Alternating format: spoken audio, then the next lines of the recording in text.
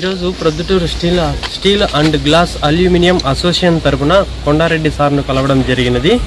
మన యొక్క సమస్యను వివరించడము, ఆయన మనకు ఉపరించడం జరిగినది.